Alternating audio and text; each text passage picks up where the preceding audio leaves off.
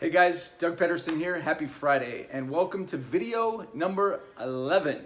Video number 11 of my 52-week commitment to myself to post something here of value on Facebook and teach something. So today we are talking about 24-hour energy. That's right, 24-hour energy. Not the little 5-hour energy bottles that we've all seen and maybe tried, but I'm talking about the 24-hour energy bottle that we all are. So before we get to that, I want to thank you and honor you, because if you're watching these videos, it's because you care, and it's because you have personal accountability and you're interested in your self-care. And so I honor that, and I thank you for going on this journey with me.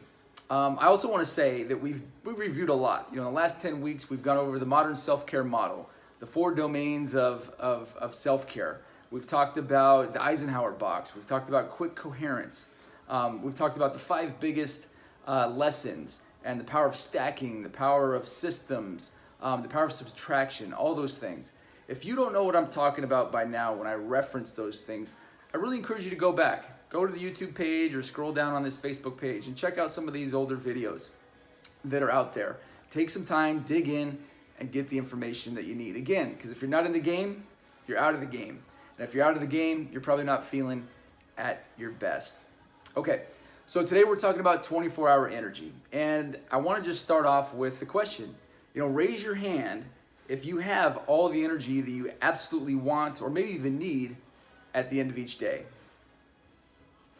I'm waiting. I don't see any hands, basically because we're not in the same room together. But usually when I ask that question, I'm teaching in a live room, and I say, hey, who here has enough energy at the end of the day and feels like they can continue even when the day is over? Nobody answers or raises their hand, or nobody answers the question with a yes or with an affirmation of yes. And it's basically because we're all busy. We're all living in a go-go life, and I'm definitely in that lane as well. Full-time job, full-time family, full-time wants and desires, and all of us are on the go. I don't think anybody's more busy than another, regardless of your station in life. We're just busy. We got most of our competition is competition for our time, and I know that takes a lot of energy. Regardless of what you're into, your job, your family, your kids, your hobbies, a lifestyle, it takes a lot of energy. And so I wanted to talk about that a little bit and remind everybody that whether you realize it or not, we are literally bottles of 24-hour energy. Okay, we have 24 hours worth of energy in our bodies. And it basically, once you start to understand it, basically gives you the assignment of becoming an energy manager, okay? So we need to learn how to manage our energy the right way, because our bodies are constantly renewing or expending energy in some way. And so there's different systems, there's different touch points, different buttons along a continuum that I want to highlight or point out. So some of this is going to repeat. This is really just taking information from that modern self-care model that we talked about a few weeks ago and just looking at it another way, okay? Instead of just domains of attention, let's now look at it as an energy continuum, all right? So we're gonna write that here. So what we're looking at is an energy continuum, and we're gonna look at each of these 5 areas, okay? From not least important, but most basic to maybe most advanced, okay? Most easy to most difficult to master, all right? So what we wanna do here is just remind you that these are, been practicing. Can you read the writing? Sources and uses of uses of energy. So on this energy continuum, okay, that we're pulling out of the modern self-care model, remember those are the 4 domains, right? The physical domain, the mental domain, the emotional domain, and then the memory domain, okay? These are sources and uses of energy within those domains, okay? Sources and uses of energy. So let's look at the first one. Okay, the first one, pretty basic. All right, I'm gonna do lowercase here. Breathing. Okay, if you can't read this, again, you know it by now. I'm gonna take a picture of this and post it in the comments. But this is breathing.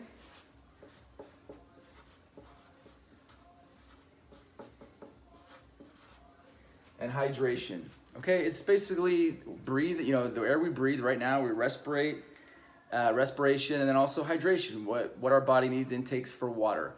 And a lot of people don't realize this, but this is your basic, most fundamental drivers of physical life, right? The physical life in this body.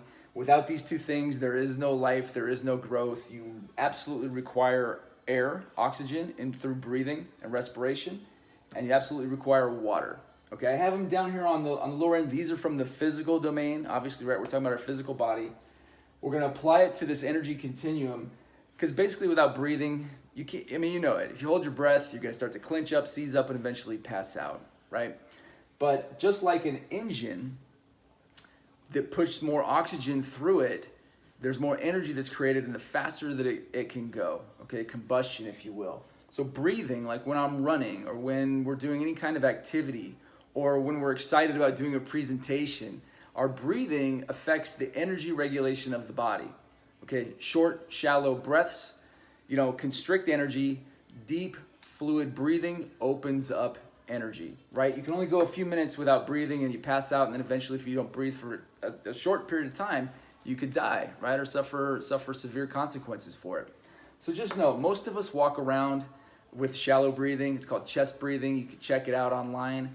And if you do, a lot of times that leads to anxiety. It can even lead to panic attacks in some folks, and they think it's something else, but it's just really literally we're holding our breath when we're in a mild state of stress. And in today's world, a lot of people are walking around with a chronic state of stress or frustration or irritation. They don't even realize that all their breath is staying here and it's not going through the system. They're not fully oxygenated, right? Okay, next one. There's a lot to get to, so I'm gonna kind of hurry here. All right, the next one is hydration, all right? Everybody knows that water is the juice of life. You absolutely need water to grow. Your body is, 60 to 70%. I think it kind of, the number changes as I've gone through health class over the years. It's somewhere between 65 and 80%. Somebody else who's smarter than me can figure out the exact number, but you need a lot of water. There's a lot of water in here that's moving things around. It's circulating through your system, and you absolutely need it. Did you know that you can only go 4 days without water before you probably croak? That's right. If you don't have water in 4 days, you're gonna die. But I can tell you from having been there, if you don't drink water for a day, you're gonna feel it. You don't drink water for 2 days, you're absolutely gonna feel it. You're gonna feel nauseous, you're gonna feel headaches, you're gonna feel body aches. It's like starting to drive a car without oil. It's gonna start to seize up, and you're gonna lose your energy. These two things combined can make you feel extremely hungover if you're not doing them right, without even drinking. It's like having the hangover without the party, right? Same thing with hydration. If you're walking around low of water, you're gonna feel achy and crappy. And so these two things combined create a lot of energy. They use energy, but they can actually create energy. You create energy through breathing, and you create energy and maintain the energy that you have through proper hydration. You can use the energy that you have through proper hydration and not leak the energy that you have by feeling hungover. It doesn't take long to get to this state, people. It really doesn't. You lose water by talking. I went on a run yesterday I was out there for about 40 minutes, and you could lose 30% of your water just by doing that. Throw a cup of coffee in there, or a wine, or a sugary drink, or something like that. Always be hydrating. ABH, right? Always be hydrating. Okay, the next one is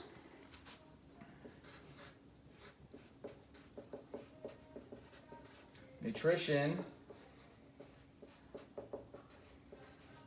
and fasting. That's a G. So nutrition and fasting.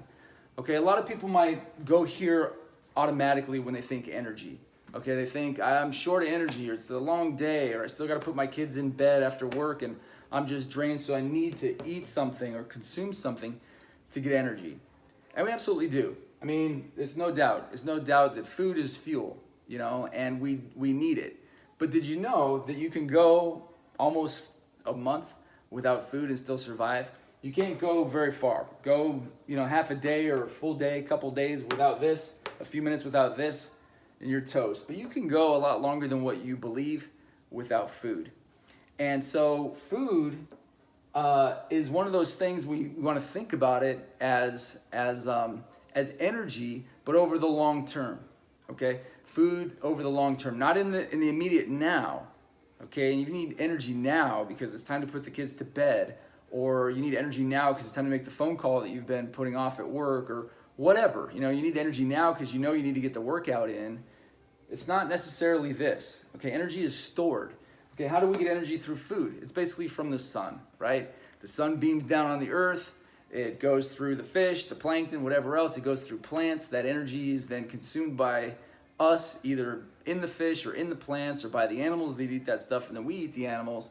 And so all that energy is transferring to us.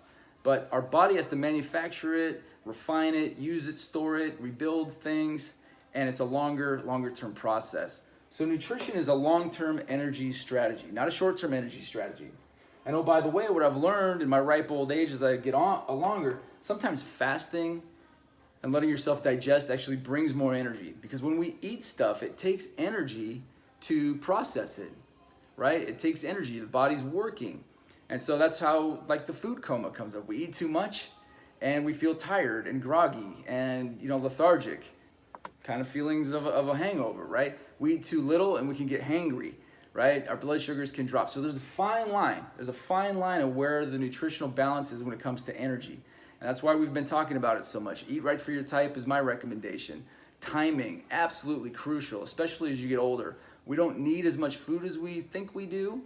And the timing of it is very important when it comes to digestion and feeling light and having maximum digestion, optimal digestion to up your energy, all right?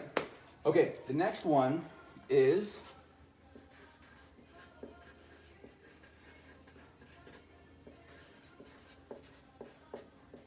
movement and rest.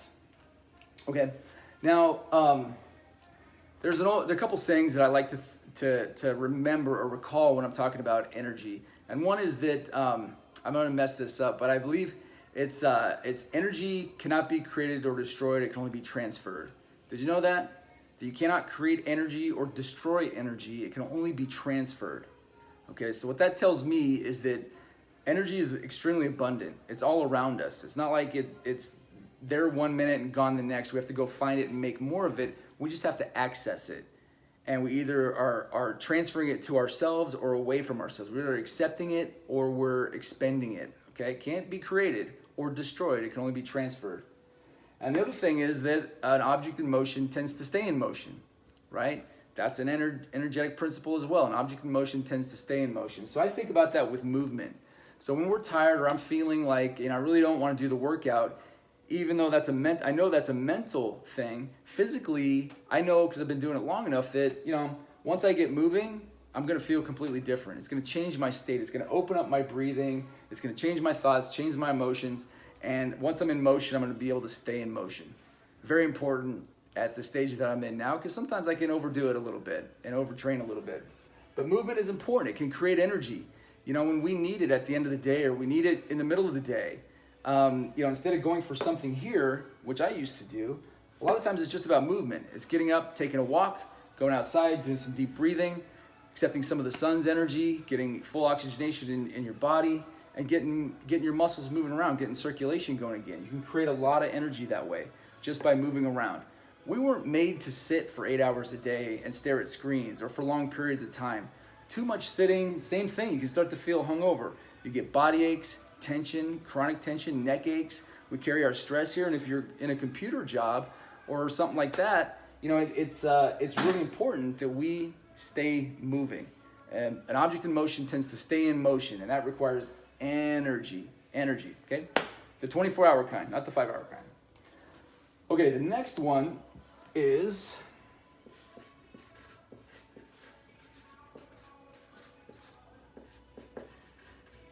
thoughts and emotions. I was going to bring that up, right? I know some of you don't like it, digging into the old brain space and into the heart, but you know what?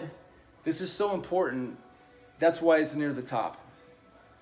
I know this only anecdotally, all right, from a study, a certification training that I went through. Is I believe, okay, anecdotally, and I'm not a scientist and I'm not quoting anybody, but I believe that 75% of our energy, at least, is created and lost through these areas right here, mainly the emotions, okay? And that's just what happens.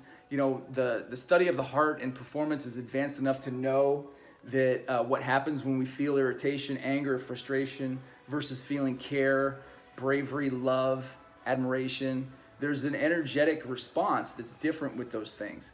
And one creates energy, right? All the love-based emotions, and the other one expends immense amounts of energy, right? The fear-based ones, like anger. Have you ever gotten really mad, you know, either with somebody in an argument or just at an issue, and even 5 minutes of recalled anger, what do you feel afterwards? Kind of like the old hangover analogy that I'm talking about. You feel tired, you feel weak, your mind's racing, you just feel like drained. That adrenaline dump has happened. So we create and expend a ton of energy with what we're thinking and really with what we're feeling. They're connected. Okay, big portions. So what I say is that, you know, it's really time to just accept the fact that we create our own thoughts and we create our own emotions, and you got to get in there and figure it out. You have to have empowering thoughts that are positive. If you've got negative thoughts, you got to think of yourself as a gardener. I got to go in there and root them out. You know, I got to go in there and root those negative thoughts out, because they don't do anything except a lot of times lead to negative emotions. Irritation, frustration, even mildly, fear, anger, right? All those things. And you got to get to a place where you feel better. You wouldn't be watching these videos if you wanted to feel bad. So trust me, get in there, do the work. It's going to take a lot of work. It's not easy. And the first part is really just raising your awareness to understand, hey, this is what I'm thinking, or this is what I'm feeling, and I want it to be different, right? I know it's hard work. Okay, I've done this enough with myself and with other people to realize that, you know, it's hard work. And that's what shuns a lot of people off, because they either don't know what the work is, or they don't realize that there's no magic bullet. You know, it's taken thousands of hours of conditioning to make you think the way that you think. And it's going to take thousands of hours of reconditioning to think another way and to feel another way, okay? So just know that it's not impossible. You can do some heavy lifting here and make some big strides, you know, in months and year over year, and start to stack these things up, especially using them together to really get some good energy in the bank, okay? All right, guys, this is a longer video, but I don't care, because it's so important. I really want you to get this, all right? But I know some of you are like, Doug, what do you got there? You got this big blue arrow I can barely read on the screen. There's 5 dots, but only 4 lines. What could be at the top of the energy continuum? I'm glad you asked. I'm gonna write it right here. Okay, I'm gonna ask you, this will be your action step to explore on your own.